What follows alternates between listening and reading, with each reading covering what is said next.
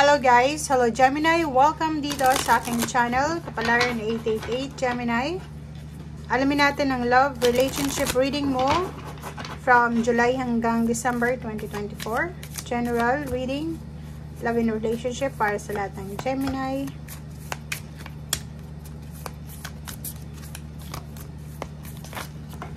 Okay. Okay, meron kang 5 cards dito.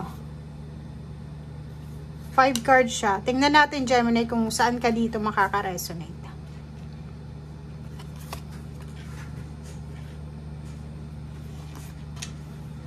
Comment ka pag naka-resonate ka sa isa dito.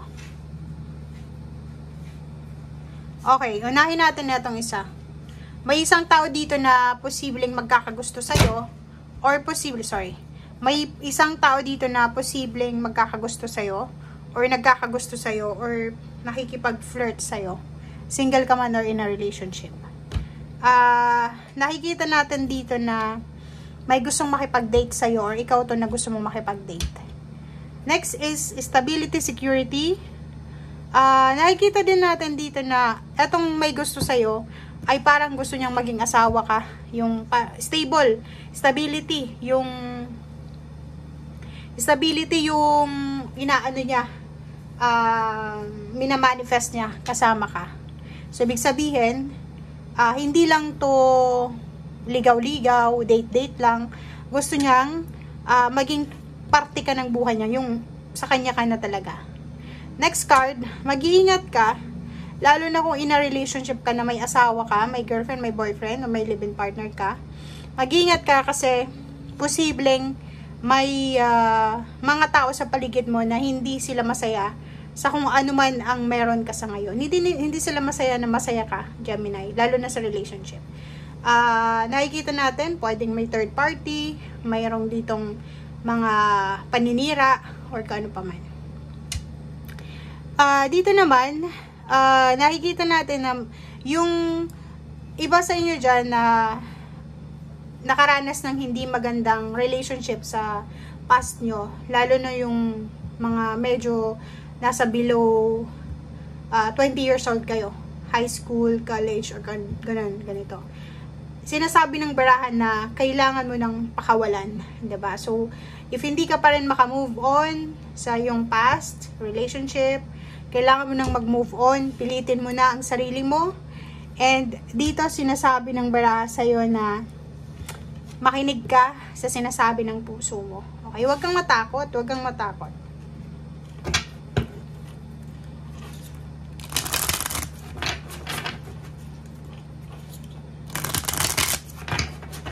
Okay, kukuha ko dito ng isa, guys. Oh, true love.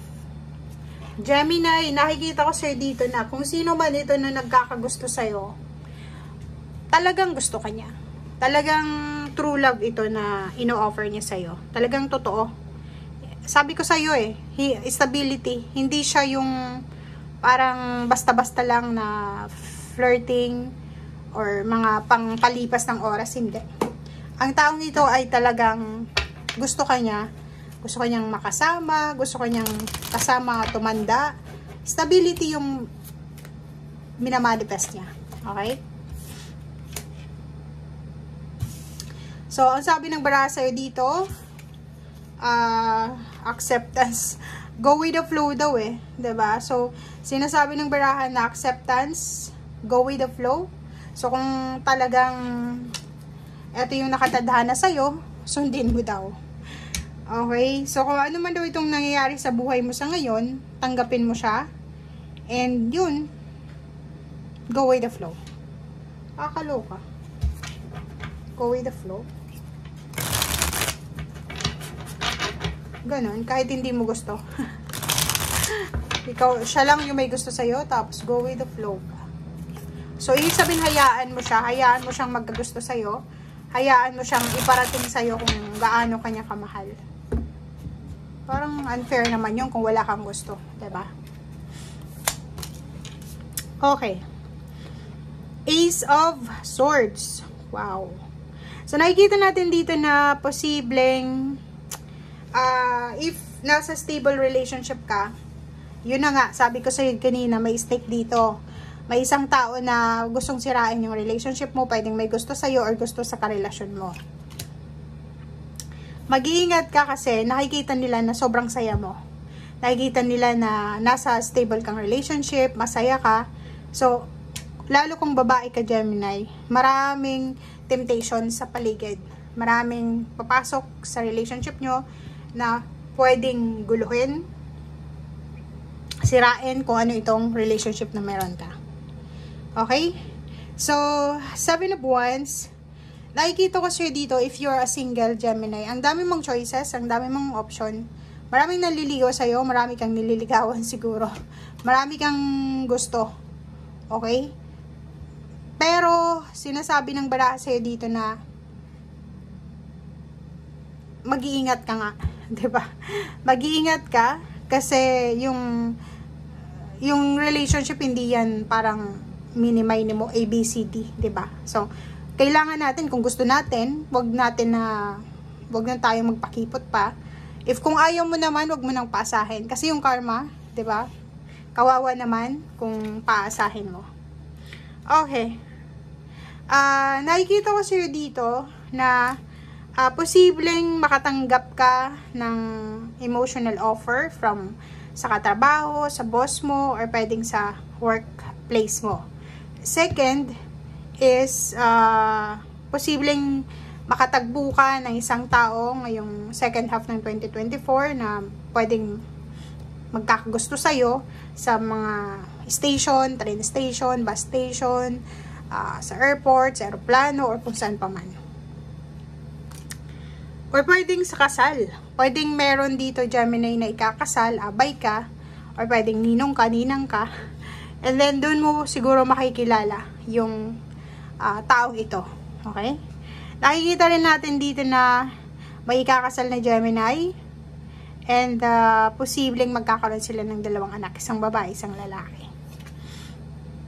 Diba? Contract. May ikakasal dito. May ikakasal, may magsa-celebrate ng wedding anniversaries. Ikakasal sila sa uwe, sa pare, or sa kano pa man.